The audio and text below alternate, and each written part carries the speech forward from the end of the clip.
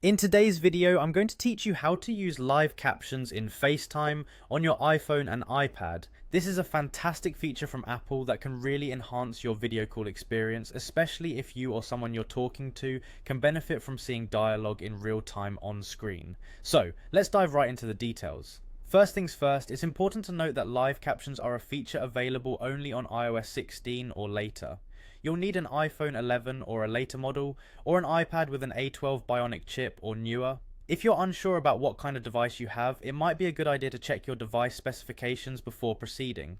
Now, let's get into how to enable this feature. You'll want to open your Settings app and scroll until you see Accessibility. Tap on it and you'll see a list of options designed to enhance your experience. Look for the Hearing section. This is where you'll find the Live Captions option. Tap on it and you'll be taken to a new screen where you can enable this feature. All you have to do is toggle the switch and live captions will be activated.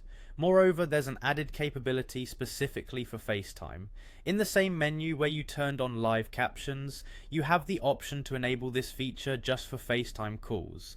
This means whenever you engage in a FaceTime call, live captions are already in place, ensuring a smooth and seamless conversation where you can follow along as text appears in real time.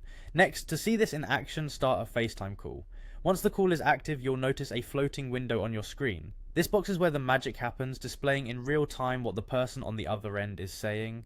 It's particularly useful in noisy environments or if you need a little help picking up specific words or phrases.